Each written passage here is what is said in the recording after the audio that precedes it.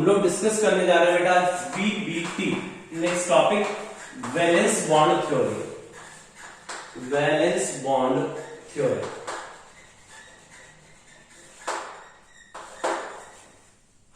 तो बेटा वीबीटी क्या कहती है हमको?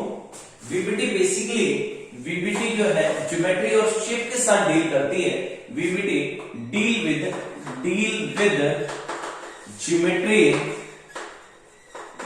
Geometry and shape of complex. तो आपके पास जो कोऑर्डिनेट कॉम्प्लेक्स है उस कॉम्प्लेक्स की ज्योमेट्री क्या होगी और शेप क्या होगी, इसके बारे में डील करती है। कौन बेटा? वीबीटी। तो अपन बोलेंगे VBT deal with geometry and shape of the complex, right? According to VBT, VBT क्या कहती है आपको बेटा? According to VBT CMA lose the electron and form cation। तो वीबीटी क्या कहती है बेटा कि जो सेंट्रल मेटल एटम होता है वो इलेक्ट्रॉन लूज कर लेता है और इलेक्ट्रॉन लूज करके क्या बना लेता है बेटा? क्या बना लेता है बेटा? कैटायन बना लेता है। और ये जो CMA है, CMA प्रोवाइड वेकेंट ऑर्बिटल। अब ये वेकेंट ऑर्बिटल जो है SB हो सकता है, P हो सकता है, D हो सकता है। फर्स्ट पॉइंट हमने बोला वीबीटी किसके साथ डील करेगी? कॉम्प्लेक्स की ज्योमेट्री बताएगी और बेटा क्या बताएगी? शेप बताएगी। सेकंड पॉइंट वीबीटी कहता है कि CMA इलेक्ट्रॉन यूज करके क्या बना लेता है? कैटायन बना लेता है। और CMA जो होता है वेकेंट ऑर्बिटल प्रोवाइड करवाता है, वो S हो सकता है, P हो सकता है, D हो सकता है, राइट? अच्छा, लेकिन कुछ कॉम्प्लेक्स ऐसे हैं जिनमें CMA के ऊपर पॉजिटिव चार्ज नहीं आता, कैटायन नहीं बनता। जैसे अपन बात करें बेटा, अपन बात करें K3FeCN6, इसको अगर अपन ब्रेक करें तो ये मिलेगा बेटा 3K प्लस FeCN6 माइनस 3, जितना पॉजिटिव उतना नेगेटिव। अब मैं यहाँ CMA का, ये CMA आपके पास, Fe क्या बेटा यहाँ पे? CMA, इसका ऑक्सीडेशन स्टेट निकालें X प्लस 6 इंटू CN पे माइनस 1 चार्ज। Fe का X मान लेंगे ऑक्सीडेशन स्टेट, CN पे minus 1, 6 into minus 1 equals to minus 2, X minus 6 equals to minus 2, X equals to क्या आ जाएगा बेटा? प्लस 4। X इक्वल्स टू क्या आ जाएगा बेटा? प्लस 4। तो यहाँ पे जो सेंट्रल मेटल एटम है CMA जो है बेटा, उसने इलेक्ट्रॉन यूज कर दिए हैं। प्लस 4 का मतलब है कि उसने 4 इलेक्ट्रॉन यूज कर रखे हैं और क्या बना रखा है बेटा? कैटायन बना रखा है। यहाँ Fe का ऑक्सीडेशन क्या बेटा? Fe का ऑक्सीडेशन कितना आ गया बेटा? 4 आ गया, नहीं 6, अरे 6 इक्वल्स टू माइनस 3 है बेटा। Fe का ऑक्सीडेशन स्टेट कितना है? 3 है। तो यहाँ पर बेटा Fe का ऑक्सीडेशन स्टेट कितना है? 3। तो ये Fe प्लस 3 बन गया, इसने कैटायन बना लिया। सॉरी यहाँ मैंने माइनस 2 यहाँ 2 लिख दिया था, 3 था, राइट? तो इससे हमने देखा बेटा ऑक्सीडेशन स्टेट निकालने के लिए हमने इसको X मान लिया, CN पे minus 1 charge, 6 into minus 1 equals to minus 3, X minus 6 equal to minus 3, X equal to आ गया प्लस 3। तो यहाँ जो सेंट्रल मेटल एटम कौन है बेटा? Fe जो है उसके ऊपर प्लस 3 चार्ज आ रहा है, तो यानी कि CMA इलेक्ट्रॉन यूज करता है और किसका फॉर्मेशन करता है? कैटायन। बिल्कुल सही स्टेटमेंट दिया उन्होंने। दूसरा स्टेटमेंट वीबीटी ने दिया कि ऐसा भी हो सकता है कि कई बार इलेक्ट्रॉन यूज ना करे, ऐसा भी हो जाता है। देखो जैसे अपन NiCO4 की बात करें, मेटल कार्बोनिक कॉम्प्लेक्स, CO जो है न्यूट्रल लिगेंड है, X का ऑक्सीडेशन स्टेट कितना आएगा बेटा? यहाँ 0 ऑक्सीडेशन स्टेट आएगा इसका। तो यहाँ इसने इलेक्ट्रॉन भी यूज नहीं किया, कैटायन नहीं बनाया। तो ये स्टेटमेंट सही भी है, कुछ केस में सही हो जाता, कुछ केस में नहीं भी होता। तो वीबीटी के according CMA generally electron use करके कैटायन बना लेते हैं, लेकिन मेटल कार्बोनिल के केस में मेटल के ऊपर कोई चार्ज नहीं आता, राइट? मेटल कार्बोनिल के केस में मेटल पे कोई चार्ज नहीं आता, वहां पर जो CMA है उसके ऊपर पॉजिटिव चार्ज नहीं आता, वो इलेक्ट्रॉन यूज नहीं करता है। कुछ केस में होता है, कुछ केस में नहीं भी होता। Second statement CMA provide vacant orbital, बिल्कुल सही है। CMA हमें क्या प्रोवाइड करवाएगा? वेकेंट ऑर्बिटल, और उसके अंदर लिगेंड अपना इलेक्ट्रॉन डोनेट करेगा। किसके अंदर? CMA के वेकेंट ऑर्बिटल को इलेक्ट्रॉन देगा। कौन? लिगेंड। CMA के वेकेंट ऑर्बिटल को इलेक्ट्रॉन की सप्लाई करेगा। कौन बेटा? लिगेंड। तो CMA कितने वेकेंट ऑर्बिटल प्रोवाइड करवाएगा? number of provided vacant orbital number of provided vacant orbital equals to कितने vacant orbital प्रोवाइड कराएगा बेटा, equals to coordination number, जितना उसका कोऑर्डिनेशन नंबर सीएम का जितना कोऑर्डिनेशन नंबर है उतने ही आपको वैकेंट ऑर्बिटल प्रोवाइड कराएगा। क्लियर है? क्लियर?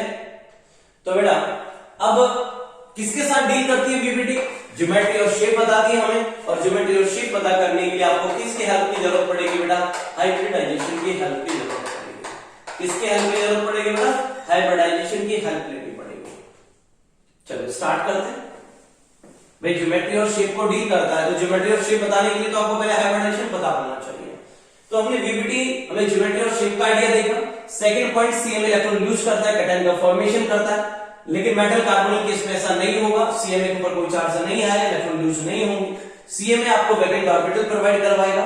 वैकेंट ऑर्बिटल एसपी में से कुछ भी हो सकते हैं, और number of provided vacant orbital equals to क्या होता है? Coordination number. राइट?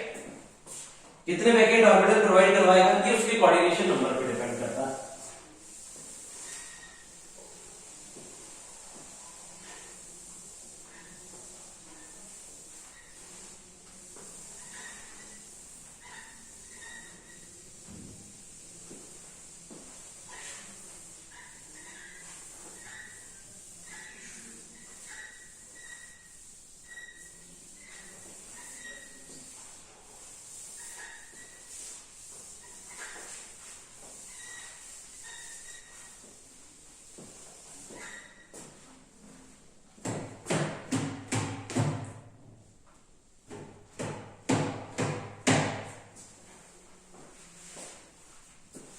देखिएगा हम कोऑर्डिनेशन नंबर लिखते थे, इधर कोऑर्डिनेशन नंबर,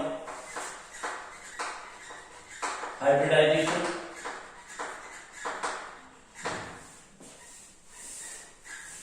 इधर हाइब्रिड ऑर्बिटल, और इधर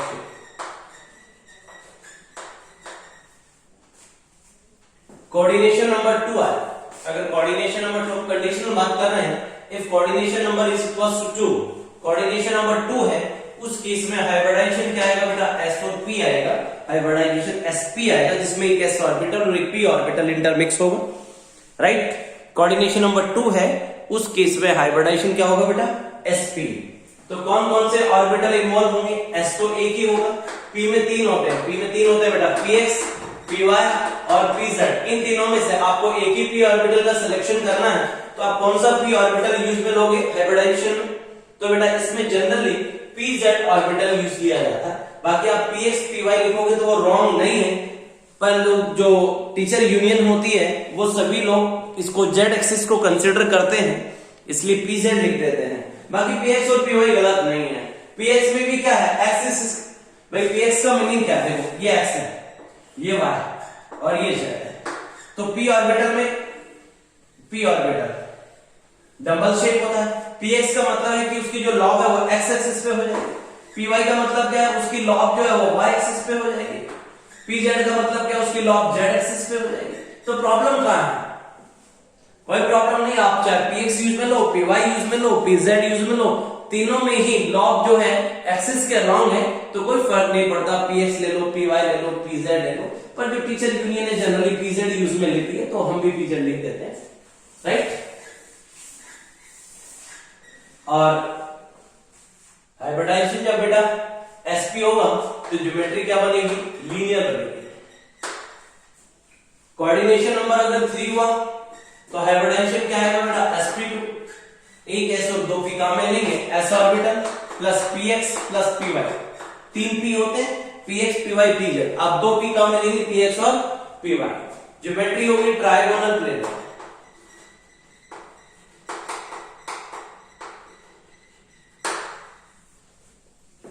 कोऑर्डिनेशन नंबर 4 है, तो हाइब्रिडाइजेशन बेटा sp3 भी आ सकता है, dsp2 हाइब्रिडाइजेशन भी हो सकता है, और d3s हाइब्रिडाइजेशन भी हो सकता है। कोऑर्डिनेशन नंबर 4 में 3 पॉसिबिलिटीज है। कि वहां हाइब्रिडाइजेशन sp3 बने, dsp2 बनेगी या d3s। अरे 3p और 1s 4, coordination number 4, 2p 1s 1d, coordination number 4, 3d और 1s, कोऑर्डिनेशन नंबर 4। तो कोऑर्डिनेशन नंबर 4 के अंदर 3 पॉसिबिलिटीज है हाइब्रिडाइजेशन की बेटा, sp3 हाइब्रिडाइजेशन, dsp2 हाइब्रिडाइजेशन और d3s हाइब्रिडाइजेशन। sp3 हाइब्रिडाइजेशन हुआ तो एक s ऑर्बिटल, दूसरा px प्लस py प्लस pz, तीनों p यूज माने, राइट। और शेप या ज्योमेट्री की बात करें तो वो क्या होगी बेटा, टेट्राहेड्रल होगी। dsp2 में कितने d यूज में आ रहे हैं बेटा, एक ही d यूज में आ रहा है। ध्यान से देखना, टोटल d कितने होते हैं हमारे पास, 5, dxy, dyz, dzx, dx square, y square और dz square. Total d orbital कितने बेटा हमारे पास 5। इसमें से 3 जो d ऑर्बिटल है, ये जो 3d ऑर्बिटल है, dxy, dyz, dzx, ये नॉन एक्सियल ऑर्बिटल होते हैं। क्या होते हैं बेटा, non axial orbital.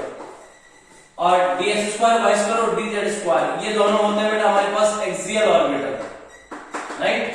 d orbital में से dxy, dyz और dzx तो नॉन एक्सियल ऑर्बिटल है, dx स्क्वायर, y स्क्वायर और dz एक्सियल ऑर्बिटल होते हैं। अब इनको नॉन एक्सियल क्यों बोलते हैं बेटा, क्योंकि dxy का मतलब क्या है, ऐसे है, आप इसको x एक्सिस मानो, इसको आप y एक्सिस मानो, और लॉब किसके बीच में आ गए बेटा, x और y के बीच में अगर लॉब आ गई तो आप इसे क्या लिखोगे बेटा, dxy लिखोगे। तो लॉब जो है x और y एक्सिस के बीच में है तो आप उसको dxy बोलोगे। तो लॉब एक्सिस के बीच में आ रही है, x और y एक्सिस के बीच में लॉब आ रही है, तो एक्सिस के ऊपर लॉब नहीं है, इसलिए इनको क्या लिखा जाता है, नॉन एक्सियल ऑर्बिटल लिखते हैं। जबकि आप dx स्क्वायर y स्क्वायर को बना के देखो बेटा, तो dx स्क्वायर y स्क्वायर ऐसे बनेगा, ये आपकी x एक्सिस है और ये आपकी y एक्सिस है। तो अब की बात dx स्क्वायर y स्क्वायर में दोनों लॉब x और y एक्सिस के ऊपर है, राइट। तो जब लॉब x और y एक्सिस के ऊपर होगी तो dx स्क्वायर y स्क्वायर बनेगा। तो हमने देखा कि d को हमने 2 कैटेगरी में डिवाइड कर रखा है, एक्सियल और नॉन एक्सियल। d में 5 ऑर्बिटल है, 3 नॉन एक्सियल है, 2 एक्सियल है। नॉन एक्सियल इसलिए बोल रहे हैं क्योंकि उनकी लॉब जो है एक्सिस के बीच में आ रही है, और 2 को एक्सियल इसलिए बोल रहे हैं क्योंकि उनकी लॉब एक्सिस के ऊपर ही आ रही है। क्लियर है क्या? तो बेटा इन 5d ऑर्बिटल में से अगर मेरे को 3 ऑर्बिटल यूज में लेने हो, अब हाइब्रिडाइजेशन मान लो किसी का sp3d2 हुआ, तो आप कितने d यूज में लोगे, 2d यूज में लोगे। तो 2d वाला सेट कौन सा ही है, एक्सियल वाला, तो यहाँ दोनों एक्सियल यूज में आ जाएंगे। कौन से, dx स्क्वायर, y स्क्वायर और dz स्क्वायर, कॉमन सेंस की बात है। किसी का हाइब्रिडाइजेशन sp3d3 हुआ तो 3d काम में आएंगे, तो 3d कौन से काम में लोगे बेटा, 3d, तो 3 का सेट तो नॉन एक्सियल का ही है, आप dxy काम में लोगे, dyz काम में लोगे, dzx काम में लोगे। किसी का हाइब्रिडाइजेशन d2sp3 आ गया तो भी कितने d काम में आएंगे, 2d काम में आएंगे। 2d में तो कोई प्रॉब्लम ही नहीं, 2d कौन से हैं, dx स्क्वायर, y स्क्वायर और dz स्क्वायर, ये दोनों एक्सियल है। यानी कि जब 2d काम में आएंगे तो एक्सियल काम में लेने हैं, जब 3d यूज में लेने हैं तो नॉन एक्सियल ऑर्बिटल यूज में लेना है आपको, सीधा सा कैलकुलेशन है, राइट। 2d काम में लेने हैं तो एक्सियल काम में लेने हैं, 3d हाइब्रिडाइजेशन में पार्टिसिपेट कर रहे हैं तो नॉन एक्सियल पार्टिसिपेट कर रहे हैं। सर ऐसा इश्यू आ जाए कि एक ही d काम में आ रहा है, जैसे dsp2 है, इसमें कितने d यूज में आ रहे हैं बेटा, एक ही d यूज में आ रहा है। तो जब एक ही d यूज में आ रहा होगा बेटा, तो एक ही d यूज में आएगा तो वो एक्सियल वाला यूज में आएगा। कौन सा यूज में लेंगे हम, एक्सियल, राइट। जब एक ही d यूज में आएगा तो कौन सा लेंगे, एक्सियल। आप एक्सियल में या तो dx स्क्वायर y या फिर क्या होगा, dz स्क्वायर। अगर आपको एक ही d काम में आ रहा है हाइब्रिडाइजेशन में, एक ही d ऑर्बिटल इन्वॉल्व हो रहा है, तो बेटा उसमें से एक्सियल वाला d यूज होता है, चाहे वो dx स्क्वायर y स्क्वायर हो या dz स्क्वायर। अब इस बात का ध्यान रखेंगे, अगर स्क्वायर स्ट्रक्चर बन रही है, अगर उसकी ज्योमेट्री स्क्वायर प्लेनर है या स्क्वायर पिरामिडल है, तो dx square y square use होगा, अदरवाइज dz स्क्वायर। वापस रिपीट करता हूं, 2d यूज में ले रहे हैं हाइब्रिडाइजेशन में तो एक्सियल यूज में आएंगे, 3d यूज मारे हाइब्रिडाइजेशन में तो नॉन एक्सियल यूज में आ जाएंगे बेटा। और मैटर है एक d का, एक ही d हाइब्रिडाइजेशन में यूज आ रहा है तो फिर वो एक्सियल लेना है, लेकिन एक्सियल में तो दो है हमारे पास, dx स्क्वायर y स्क्वायर और dz स्क्वायर। इनमें से भी कौन सा लेना है, ये उसकी ज्योमेट्री डिसाइड करती है।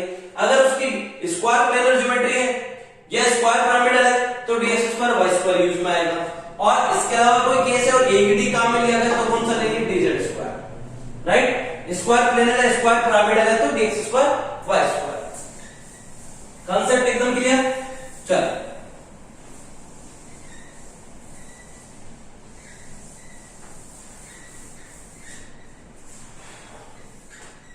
कोऑर्डिनेशन नंबर 4 है। नेक्स्ट सिचुएशन बनी हुई है हमारे पास dsp2, एक डी काम आएगा और dsp2 की ज्योमेट्री होती है बेटा स्क्वायर प्लेनर। कैसी ज्योमेट्री शेप होती है, स्क्वायर प्लेनर, ठीक है भैया। तो स्क्वायर प्लेनर है तो कौन सा डी काम में लेना पड़ेगा, dx square y square, dx square y square, साथ में एक s और दो p काम में आएंगे। दोनों p कौन से आएंगे बेटा, px और py।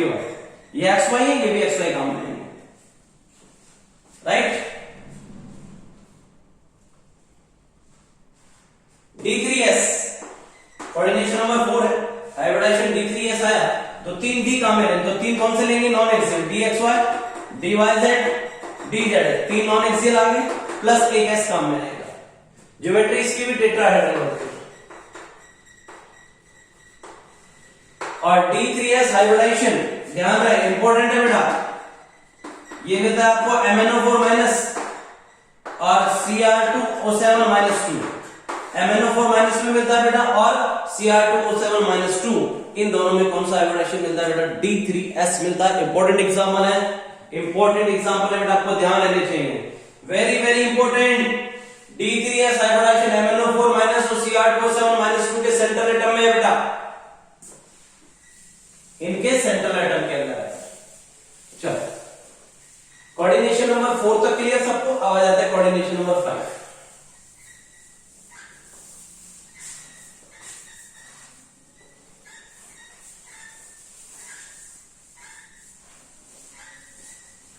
Coordination number 5, coordination number 5 आपके पास है तो हाइब्रिडाइजेशन क्या हो सकता है, dsp3 हो सकता है या फिर आपके पास sp3d हो सकता है, राइट।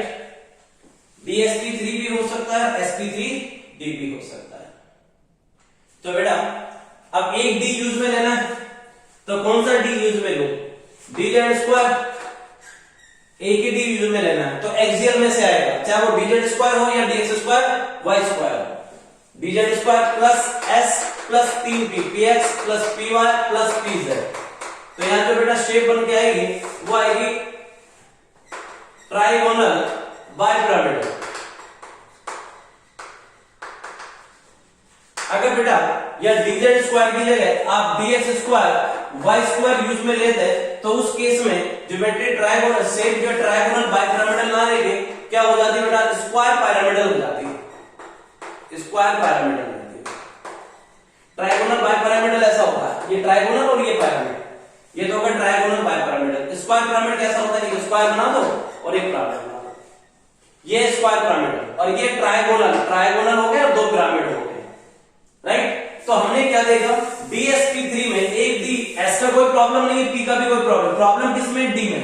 कितने डी है, एक ही डी है, तो एक ही डी है तो एक्सियल वाला आएगा। अब वो चाहे dx स्क्वायर वाला है, dx स्क्वायर y स्क्वायर आएगा या फिर dz स्क्वायर, कंफ्यूजन यही है, एक डी में एक्सियल आएगा, एक्सियल में दो है, dz स्क्वायर और dx स्क्वायर y स्क्वायर। अब आप कौन सा यूज में लोगे बेटा, अगर उसकी ज्योमेट्री स्क्वायर पिरामिडल बन रही है, हमने बोला था स्क्वायर पिरामिडल या स्क्वायर पिरामिडल या स्क्वायर प्लेनर आ रही हो, तो ऐसे केस में कौन सा डी यूज में लिया था, dx square y square. dz square लोगे तो ज्योमेट्री शेप आएगी trigonal bipyramidal, dx square y square use लोगे तो शेप आएगी स्क्वायर पिरामिडल।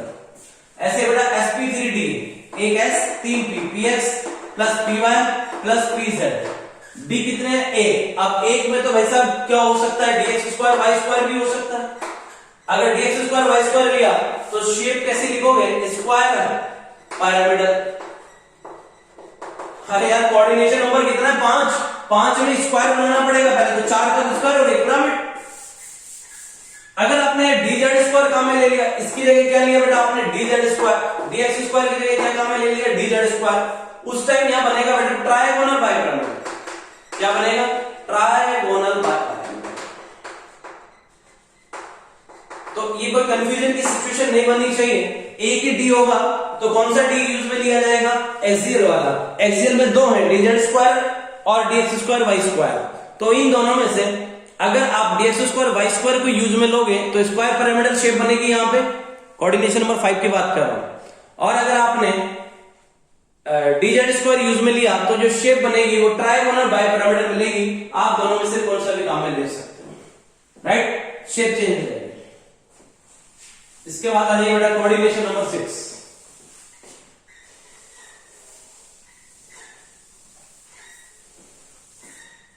कोऑर्डिनेशन नंबर 6 है आपके पास, तो हाइब्रिडाइजेशन है बेटा sp3d2, राइट, या फिर d2sp3, इन दोनों में से है। sp3d2 आया तो एक s काम में लोगे, 3p, px, py, pz, 2d काम में लेने हैं तो दोनों एक्सियल वाले काम में आएंगे, dx स्क्वायर वाई स्क्वायर और dz स्क्वायर। शेप क्या बनेगी बेटा, ऑक्टाहेड्रल, ऑक्टाहेड्रल ऐसा होगा, राइट। d2sp3 तो बेटा 2d काम में लेने, कौन से वाले आएंगे, एक्सियल, 2d में कोई डाउट नहीं, dx square y square plus dz square axial आएंगे 2d में। एक s, 3p, px प्लस py प्लस pz, राइट बेटा। इसकी शेप भी क्या आ जाएगी, ऑक्टाहेड्रल, इसकी शेप भी क्या आएगी, ऑक्टाहेड्रल। तो कोऑर्डिनेशन नंबर 6 में दो केस है, sp3d2 और d2sp3, क्लियर। चलिए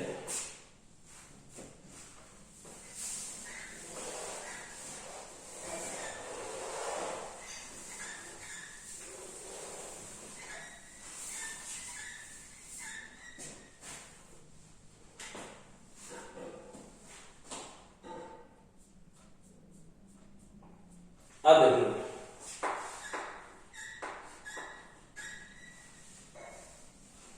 इसके बाद बेटा नेक्स्ट पॉइंट है हमारे पास outer orbital complex, outer orbital complex, और एक वर्ड है हमारे पास inner orbital complex, outer orbital complex और inner orbital complex. Outer orbital complex का दूसरा नेम है बेटा हाई स्पिन कॉम्प्लेक्स, अभी बताऊंगा क्या होता है। और इनर ऑर्बिटल कॉम्प्लेक्स का नाम है बेटा लो स्पिन कॉम्प्लेक्स।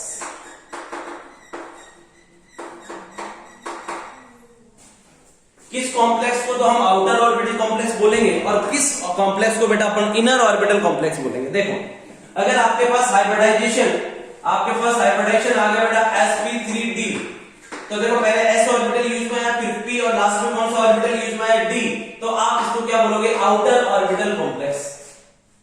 क्या बोलोगे, आउटर ऑर्बिटल कॉम्प्लेक्स। आपके पास आ गया बेटा sp3d2, इसको भी क्या बोलोगे बेटा, पहले s फिर p और लास्ट में d यूज मारा, d बाद में यूज आ रहा है, तो आप इसको क्या बोलोगे, आउटर ऑर्बिटल कॉम्प्लेक्स, या फिर क्या बोलोगे, हाई स्पिन कॉम्प्लेक्स। अगर किसी का हाइब्रिडाइजेशन sp3d आया, इसका मतलब लास्ट में d यूज हुआ, sp3d2 आया, इसका मतलब लास्ट में d यूज हुआ, तो आप उसको क्या बोलोगे, अगर लास्ट में d यूज हो रहा है तो आप उसको क्या बोलोगे, आउटर ऑर्बिटल कॉम्प्लेक्स। और पहले वाला ऑर्बिटल यूज हो रहा है तो आप बोलोगे इनर ऑर्बिटल कॉम्प्लेक्स।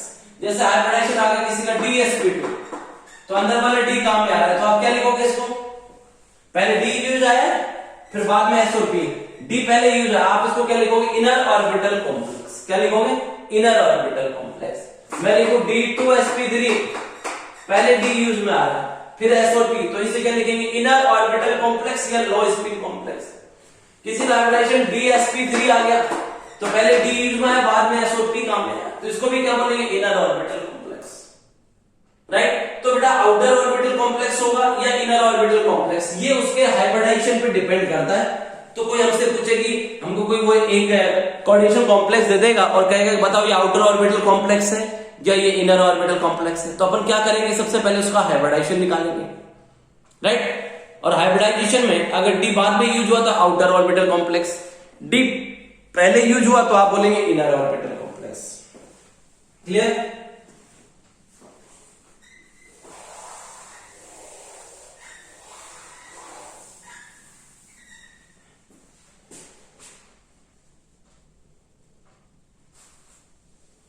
अब देखो एक एग्जांपल देखो, NiCN का होल 4 -2, राइट।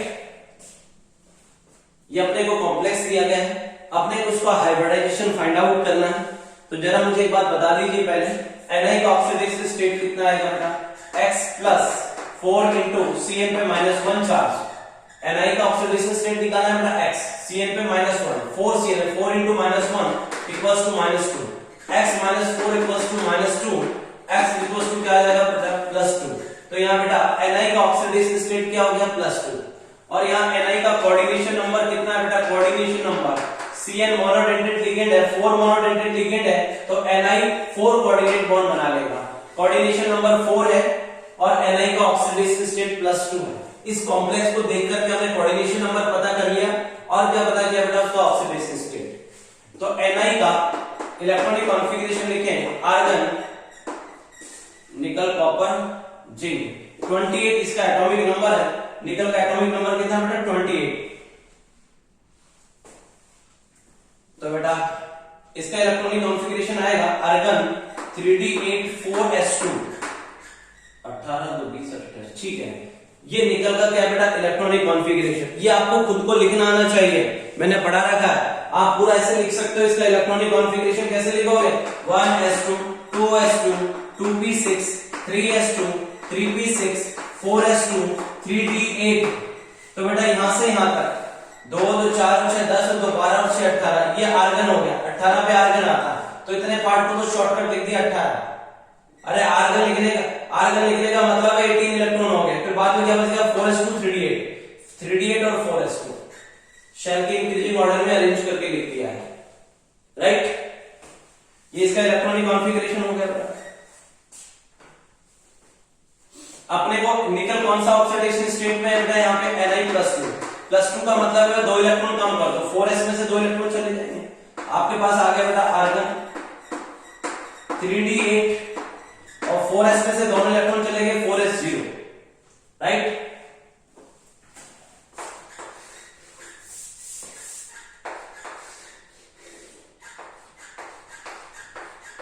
ये आपके पास हो गया 3d8, 4s खाली है आपका, 4p और 4d। देखो Ni+2 का इलेक्ट्रॉनिक कॉन्फ़िगरेशन है, आर्गन 3d8 4s0, 3d में 8 इलेक्ट्रॉन है, तो जरा देखो 1 2 3 4 5 6 7 8 इलेक्ट्रॉन है, राइट। और 4s में एक भी इलेक्ट्रॉन नहीं है, ये वैकेंट है। तो इस सिचुएशन को देख के लगता है कि इसके पास नंबर ऑफ अनपेड इलेक्ट्रॉन कितने हैं बेटा, 2। अभी तक नंबर ऑफ अनपेड इलेक्ट्रॉन कितने हैं, 2। लेकिन Cn जो है ये लिगेंड है बेटा, Cn नेगेटिव यहां लिगेंड है, Cn negative pairing is done due to presence of pairing is done due to presence of Cn negative। Basically Cn negative जो है बेटा स्ट्रॉन्ग फील्ड लिगेंड है। कैसा लिगेंड है Cn negative, strong field ligand. हमने आपको बताया था कार्बन, नाइट्रोजन और फास्फोरस, अगर किसी लिगेंड में डोनर एटम कौन हो बेटा, डोनर एटम जो है कार्बन हो, नाइट्रोजन हो, फास्फोरस हो, तो ऐसे लिगेंड जो होते हैं उनको स्ट्रॉन्ग फील्ड लिगेंड बोलते हैं। डोनर एटम कौन हो बेटा, कार्बन, नाइट्रोजन या फास्फोरस हो, तो ऐसे लिगेंड को अपन क्या बोलेंगे बेटा, स्ट्रॉन्ग फील्ड लिगेंड।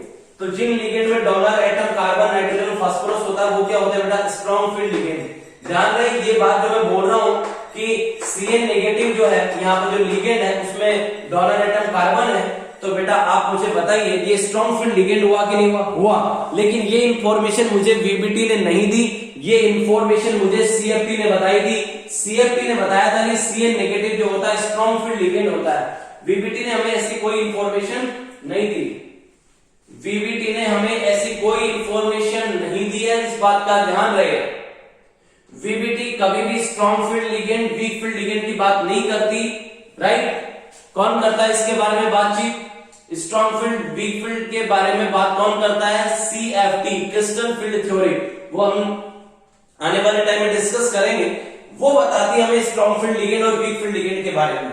लेकिन फिलहाल हमें क्वेश्चन सॉल्व करना है, इसलिए हम आपको बता रहे हैं कि वीबीटी ने तो नहीं बताया आपको, लेकिन हम बता देते हैं Cn नेगेटिव जो स्ट्रॉन्ग फील्ड लिगेंड है, और स्ट्रॉन्ग फील्ड लिगेंड कौन से होते हैं? जिनमें donor atom generally carbon, nitrogen या फास्फोरस होता है, generally boron, not always, right.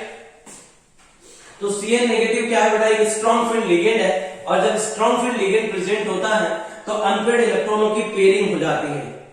क्या हो जाती है?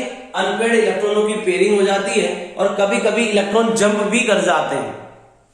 जब स्ट्रॉन्ग फील्ड लिगेंड प्रेजेंट होगा तो ये जो अनपेयर्ड इलेक्ट्रॉन है इनकी पेयरिंग हो सकती है, राइट। मान लो ऐसा सीन होता है, ये ऐसा सीन होता सर 1 2 3 4 5 6 7 8 9 ऐसा सीन होता, और मान लो ये 3d9 होता सर, और अब इसके कांटेक्ट में स्ट्रॉन्ग फील्ड लिगेंड आ भी जाता तो सर पेयरिंग की तो कोई पॉसिबिलिटी नहीं है। अरे पेयर करने के लिए तो 2 अनपेयर्ड चाहिए। यहां तो सर ठीक है कि पेयरिंग हो जाएगी, क्या इसमें पेयरिंग हो सकती है? नहीं हो सकती, ये तो सब पेयर में, ये अकेला पेयरिंग हो ही नहीं सकती। तो ऐसी सिचुएशन में ये जंप कर जाता है, किसके अंदर? 4p के अंदर जंप कर जाता है। किसमें जंप कर जाएगा बेटा? 4p में जंप कर जाता है। तो हमने क्या सीखा कि जब स्ट्रॉन्ग फील्ड लिगेंड जब CMA के कांटेक्ट में आएगा, स्ट्रॉन्ग फील्ड लिगेंड CMA के जब कांटेक्ट में आएगा तो उसके अनपेयर्ड इलेक्ट्रॉन को पेयर करा देगा, या उसमें ऐसी सिचुएशन नहीं हो, ऐसी कोई सिचुएशन ही नहीं है उसके पास जिसमें पेयरिंग हो सके, तो ऐसे केस में जंपिंग भी हो सकती है, राइट।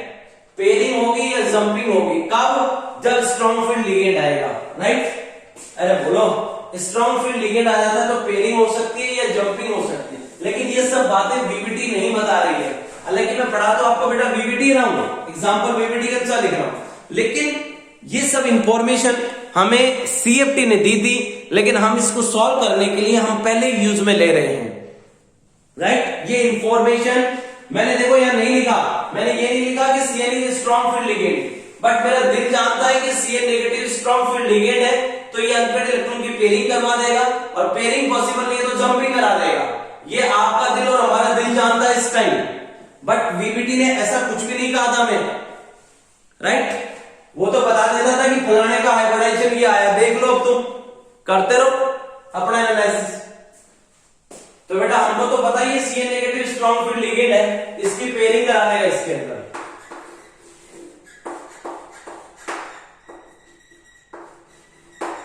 2 2 4 2 6 2 पेयरिंग करा दी। 3d8 4s खाली है आपके पास, 4p खाली है बेटा, और 4 शेल, ध्यान रहे हमारे पास तो 4s ही था, लेकिन 4 शेल में s भी होता है, p भी होता है, d भी होता है। वो अलग बात है कि वो वैकेंट पड़ा हो, लेकिन है तो सिर्फ। अब बेटा हमारे पास कोऑर्डिनेशन नंबर कितना है? 4 है। कोऑर्डिनेशन नंबर कितना है? 4। कोऑर्डिनेशन नंबर 4 है, तो हमने बताया था provided number of vacant orbital equals to coordination number. CMA उतने ही वैकेंट ऑर्बिटल प्रोवाइड करवाता है जितना उसका कोऑर्डिनेशन नंबर होता है। कोऑर्डिनेशन नंबर 4 है, तो 4 वैकेंट ऑर्बिटल प्रोवाइड कराएगा। एक तो आपके पास यहाँ d ऑर्बिटल, एक s ऑर्बिटल और 2 p ऑर्बिटल। आपको तो 4 ही चाहिए, 1 2 3 4। तो बेटा ओवरऑल हमने एक d यूज में लिया, एक s यूज में लिया और 2 p यूज में लिए, तो हाइब्रिडेशन आ गया dsp2, राइट। और अगर इसमें पेयरिंग नहीं होती, पेयरिंग नहीं होती तो फिर क्या होता बेटा? 1 2 3 4, ये 4 ऑर्बिटल यूज में आते। कोऑर्डिनेशन नंबर तो 4 ही रहता।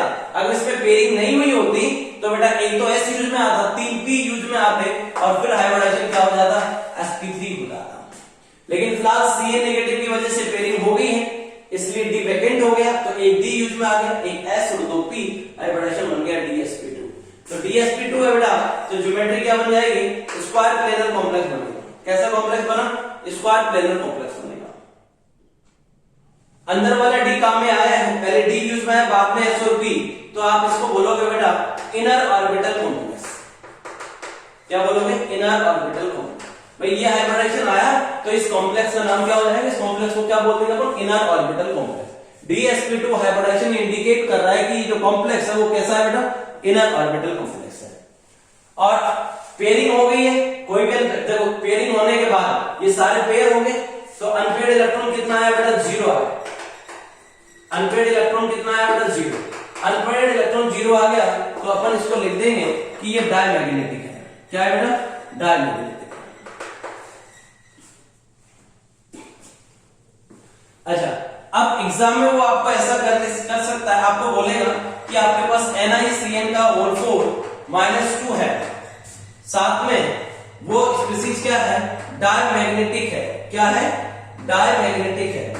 तो उसने बता दिया, आपको ये बता दे कि NiCN होल 4 -2 कोई कॉम्प्लेक्स है, डायमैग्नेटिक उसका नेचर है, तो आप उसका हाइब्रिडाइजेशन पता करो। तो फिर हम समझ जाएंगे कि डायमैग्नेटिक तो तभी आ सकता है, इसके अंदर Ni का क्या ऑक्सीडेशन स्टेट आएगा? +2, और +2 के बाद बचेगा 3d8 4s0, तो 3d8 4s0 ये रहा, 3d8 और 4s।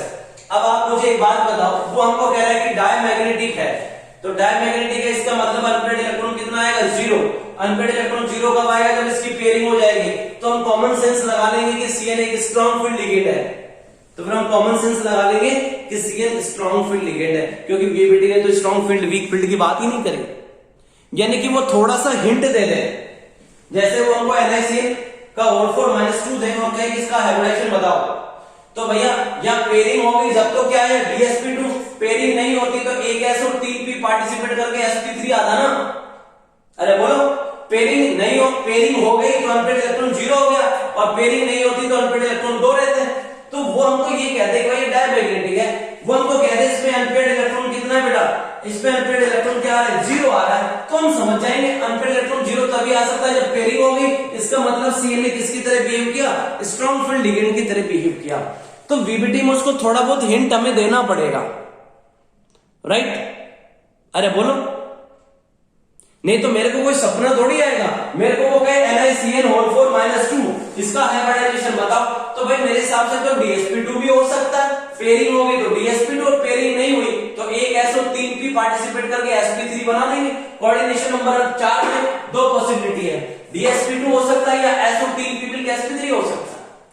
लेकिन भाई उसने हमें कुछ बताया नहीं, Cn स्ट्रॉन्ग फील्ड है कि वीक फील्ड है, तो हम कैसे बताएं कि DsP2 है या sp3 है? तो इसके लिए वो हिंट देगा आपको, राइट?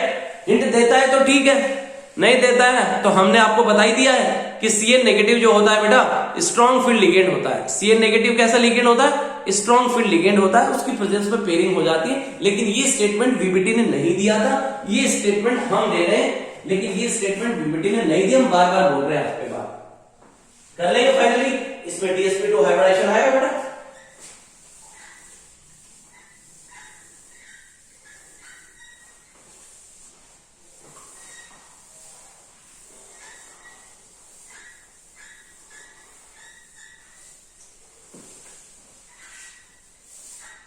नेक्स्ट अपने पास एग्जांपल है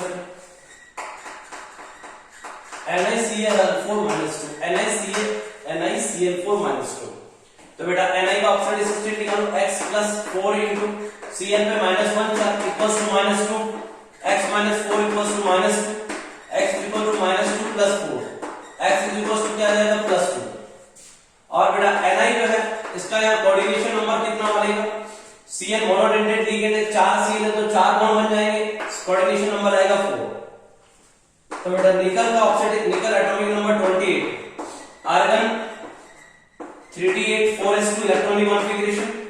अब हमारे पास Ni की बजाय क्या बेटा? Ni +2, तो 2 इलेक्ट्रॉन ही कम कर देंगे, तो ये आ जाएगा आर्गन 3d8 4s0। क्या आ जाएगा बेटा? Argon 3d8 4s0।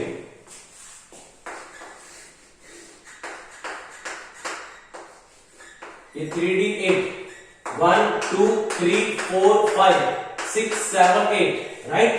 4s0, 4s में एक भी इलेक्ट्रॉन नहीं, 4th शेल है तो डेफिनेटली pb मिलेगा, क्योंकि 4th शेल में sp होता है, pb db और fb। तो हमको जिसकी जरूरत होगी उतना लिख लेते हैं।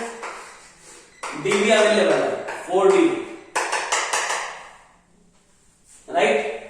अब हम देखें बेटा, तो यहां पर लिगेंड कौन है? Cn negative, right. तो Cn नेगेटिव एक वीक फील्ड लिगेंड है। क्या है बेटा?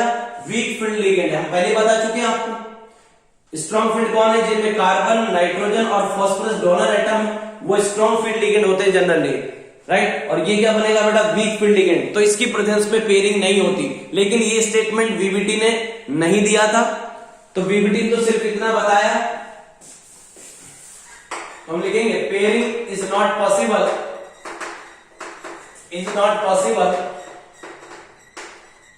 Due to presence of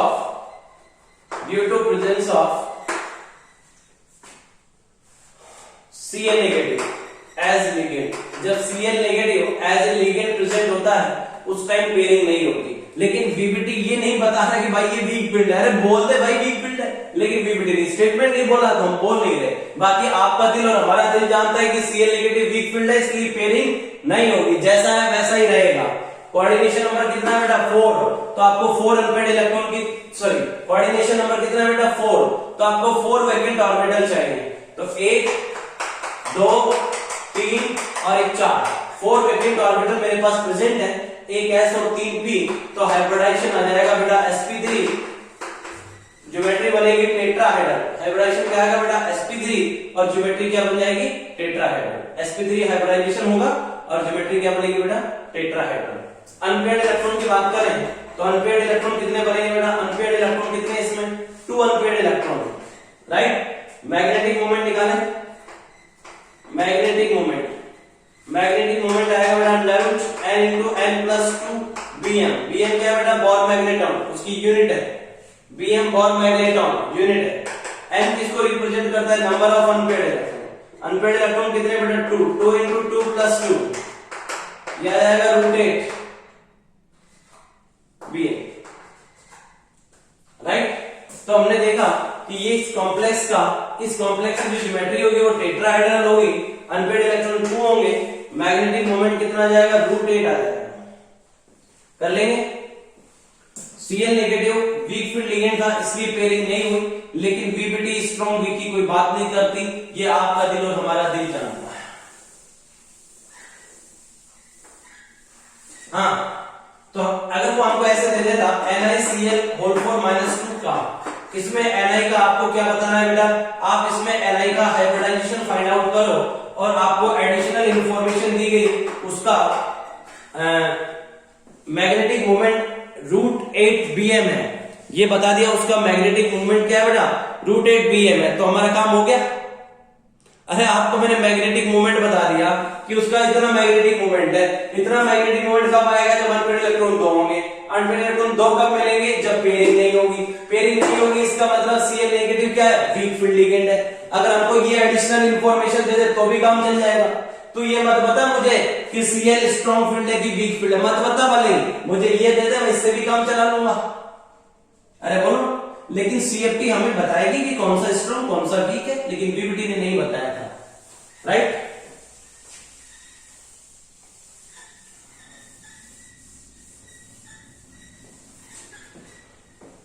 next example अपन देखेंगे बेटा,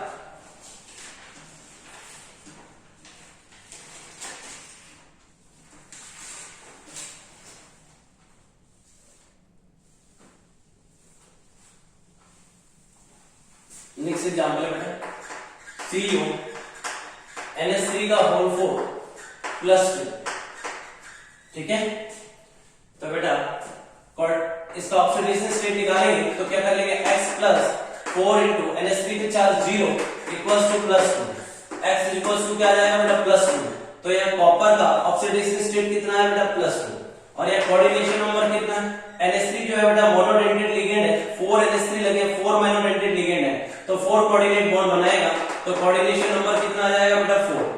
कोऑर्डिनेशन नंबर कितना आएगा बेटा 4 मोनोडेंटेड लिगेंड लगे, कोऑर्डिनेशन नंबर कितना आएगा बेटा 4, और यह कॉपर का ऑक्सीडेशन स्टेट कितना आएगा बेटा +2। क्लियर। तो कॉपर का एटॉमिक नंबर 29, कॉपर से 29, argon 4 3d9 4s2 3d10 4s2। Copper का इलेक्ट्रॉनिक कॉन्फ़िगरेशन लिखेंगे तो आर्गन 3d10 4s2, ठीक है। लेकिन अपने को तो कॉपर का ऑक्सीडेशन स्टेट कितना है बेटा +2 का मतलब 2 इलेक्ट्रॉन कम करने, एक तो 4s में से जाएगा, एक 3d में से, तो आएगा आर्गन 3d9 4s0, ये बनेगा। +2 का मतलब बेटा 2 इलेक्ट्रॉन कम करो, एक 4s में से और एक 3d में से। आपके पास आ गया बेटा ये 3d9 1 2 3 4 5 6 7 8 9, राइट। और 4s 0, 4s में कोई इलेक्ट्रॉन नहीं। 4p, 4th शेल में p भी मिलेगा, 4p भी वैकेंट है, 4d भी वैकेंट, राइट। अब हमको पता है बेटा NH3 की प्रेजेंस में NH3 कुछ केस में स्ट्रॉन्ग फील्ड लिगेंड की तरह बिहेव करता है, राइट ना। NH3 में डोनर एटम कौन है बेटा? NH3। डोनर एटम कौन है बेटा? नाइट्रोजन। तो ये किसकी तरह बिहेव कर रहा है? स्ट्रॉन्ग फील्ड लिगेंड की तरह बिहेव करेगा, राइट। लेकिन ऐसी बात VBT ने कुछ भी नहीं बताई, कौन वीक कौन स्ट्रॉन्ग ये VBT नहीं जानती। ये आपका दिल हमारा दिल जानता है NH3 स्ट्रॉन्ग फील्ड लिगेंड है, राइट। तो वो चाहेगा कि पेयरिंग करा दो, तो क्या बेटा पेयरिंग हो सकती है। अब एक ही इलेक्ट्रॉन बचा है, सब में तो दो दो है, एक ऑर्बिटल में दो से ज्यादा जा नहीं सकते, तो पेयरिंग हो ही नहीं सकती। अरे एक ऑर्बिटल में दो से ज्यादा नहीं जा सकते, तो ये कहीं भी नहीं जा सकता, तो पेयरिंग नहीं हो सकती। ऐसे केस में ये जंप कर जाता है किसके अंदर? 4p के अंदर। भाई NH3 स्ट्रॉन्ग फील्ड लिगेंड है, या तो वो पेयरिंग करवा देगा या फिर जंपिंग करवाएगा। तो पेयरिंग तो हो नहीं पा रही क्योंकि एक ही इलेक्ट्रॉन है, पेयरिंग कराए किससे? तो ऐसे केस में ये जंपिंग भी कर सकता है। जंपिंग करने के बाद सीन क्या बनेगा जरा देखो,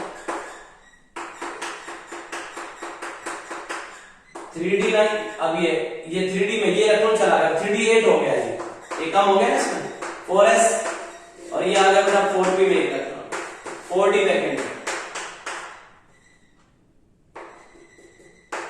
राइट। अब ये जंपिंग करके इलेक्ट्रॉन, अब सर इसने 3D वाले ने 4s में जंपिंग 4p में जंपिंग कैसे कर ली? तो भैया 3D की और 4p की एनर्जी सेम होती है। देखो कैसे, इसका अप्रोक्स सेम होती है, n प्लस l निकाल के देखो भाई, n प्लस l निकालो। इसका n कितना है बेटा? 3। n की वैल्यू आगे लगी होती है, n की वैल्यू कितनी है? 3। और बेटा l की वैल्यू, s के लिए l की वैल्यू 0 होती है, p के लिए 1, d के लिए 2, f के लिए 3। ये हमने पढ़ा रखा है पहले, l की वैल्यू s के लिए 0, p के लिए 1, d के लिए 2, f के लिए 3। ये पीरियोडिक टेबल में पढ़ा है। तो d के लिए l की वैल्यू 2, तो n प्लस l की वैल्यू कितनी है बेटा? 5। यहाँ पे n प्लस l निकालो, 4, n की वैल्यू तो 4 है, p के लिए l की वैल्यू बेटा 1, तो टोटल कितना आ गया? 5। n प्लस l सेम आ रहा है, तो इनकी एनर्जी सेम हो गई इस हिसाब से। n प्लस l रूल जो ये कहता है कि दोनों की एनर्जी क्या आ रही है? n प्लस l का टोटल सेम आ रहा है, तो जंपिंग कराने में कोई प्रॉब्लम नहीं है। n प्लस l की वैल्यू सेम है, तो जंपिंग कराने में कोई प्रॉब्लम नहीं थी। 3D जंप कर गया 4p के अंदर, राइट। कोऑर्डिनेशन नंबर कितना है? 4। आपको 4 वैकेंट ऑर्बिटल चाहिए। पेयरिंग तो हो ही नहीं सकती, पेयरिंग कराने के लिए तो ये अकेला ये वो और है ही नहीं, तो जंपिंग हो गई। ऐसा कब हुआ? जब ये स्ट्रॉन्ग था। अगर इसकी जगह NH3 की जगह अगर Cl नेगेटिव होता, उस केस में जंपिंग नहीं हो पाती, उस केस में ये प्रोसेस नहीं होता। ध्यान रहे, NH3 की जगह Cl नेगेटिव लगा दूंगा तो ये वाला प्रोसेस नहीं हो पाएगा। क्लियर? तो बेटा आपको कोऑर्डिनेशन नंबर 4 है, तो 4 वैकेंट चाहिए, 1 2 3 4। तो बेटा ये हाइब्रिडाइजेशन में पार्टिसिपेट करेंगे, एक D, एक S और 2 P। हाइब्रिडाइजेशन आ जाएगा DsP2। हाइब्रिडाइजेशन क्या आएगा बेटा? DsP2। अनपेयर्ड इलेक्ट्रॉन कितना है बेटा? अनपेयर्ड इलेक्ट्रॉन बोलो बेटा 1 रहेगा unpaired electron. Hybridisation DsP2, unpaired electron 1। तो अनपेयर्ड इलेक्ट्रॉन प्रेजेंट है, तो कैसा नेचर हो जाएगा बेटा? पैरामैग्नेटिक। कैसा नेचर हो जाएगा? पैरामैग्नेटिक। और मैग्नेटिक मोमेंट निकालना, n into n plus 2 Bm। n की वैल्यू कितनी पुट कर दोगे बेटा? 1 क्या है? Unpaired electron, right. 1 into 1 plus 2 √3। किसी को दिक्कत? एक D ने पार्टिसिपेट किया, एक S ने, 2 P ने। कोऑर्डिनेशन नंबर 4 था, तो 4 ऑर्बिटल पार्टिसिपेट करेंगे। हाइब्रिडाइजेशन DsP2 हुआ, उसके बाद भी एक अनपेयर्ड इलेक्ट्रॉन प्रेजेंट है, इसलिए पैरामैग्नेटिक होगा। और मैग्नेटिक मोमेंट निकालेगा, formula √n into n plus 2। n क्या है? Number of unpaired electron. 1 यहां पर है, इस वैल्यू को यहां पुट किया, √3 आ जाएगा, राइट। किसी को कोई दिक्कत? अच्छा, अगर यहाँ पे Cl नेगेटिव होता, वीक फील्ड लिगेंड होता, उस केस में ये जंपिंग नहीं होती। वीक फील्ड लिगेंड होता तो बेटा जंपिंग नहीं होती, हम सीधा हाइब्रिडाइजेशन लिखते हैं। कोऑर्डिनेशन नंबर 4 है, तो एक S और 3 P यूज में आ जाते हैं, हाइब्रिडाइजेशन sp3 हो जाता। अगर यही केस ये होता, Cu NH3 की जगह होता बेटा CuCl4 -2। क्या होता बेटा? CuCl4 -2 होता, तो उस केस में CuCl4 -2 होता, उस केस में बेटा हाइब्रिडाइजेशन क्या आ जाता आपका sp3 आ जाता, क्योंकि जंपिंग तो होती नहीं, फिर एक s और ये 3 भी पार्टिसिपेट करते sp3 हो जाता। अब क्या हुआ, NH3 स्ट्रॉन्ग फील्ड लिगेंड था, जंपिंग करवा दे, पेयरिंग कराया गया जंपिंग, तो जंपिंग हो गई, तो ये डी खाली हो गया, एक डी एक s और 2 p dsp2 आ गया, राइट। लेकिन ये जंपिंग वंपिंग की सब बातें, जंपिंग करना, स्ट्रॉन्ग फील्ड की बात करना, वीक फील्ड की बात करना वीबीटी में अलाउड नहीं है। फिर सर आप क्यों कर रहे हो, अरे मैं तो अभी पढ़ा रहा हूं, राइट, आपको समझाना चाहता था, लेकिन मैं स्टेटमेंट भी तो आपको दे रहा हूं ना कि भैया आप इसको यूज नहीं लेंगे। वीबीटी में strong field ligand, weak field ligand की बात करना लीगल नहीं, उसने ऐसा कुछ कहा ही नहीं था। क्लियर? तो बेटा नेक्स्ट लेक्चर में, अच्छा तो हम नेक्स्ट लेक्चर में जब डिस्कस करेंगे आपसे CFT डिस्कस करेंगे, क्रिस्टल फील्ड थ्योरी। इसकी कुछ लिमिटेशन है, वीबीटी जो है हमें कलर के बारे में नहीं बताती, कॉम्प्लेक्स का कलर कैसा होगा और उसकी मैग्नेटिक प्रॉपर्टीज क्या, हम सही एक्सप्लेनेशन भी नहीं देती, right. Strong field, weak field ligand के बारे में भी बात नहीं करती, वीबीटी जो है लिगेंड की स्ट्रेंथ के बारे में बात नहीं करती, कॉम्प्लेक्स के कलर के बारे में बातचीत नहीं करती। इन सब क्वेश्चनों के आंसर हमें किससे लेने हैं बेटा, क्रिस्टल फील्ड थ्योरी CFT से लेने हैं। तो बेटा नेक्स्ट लेक्चर में हम CFT डिस्कस करेंगे, ओके।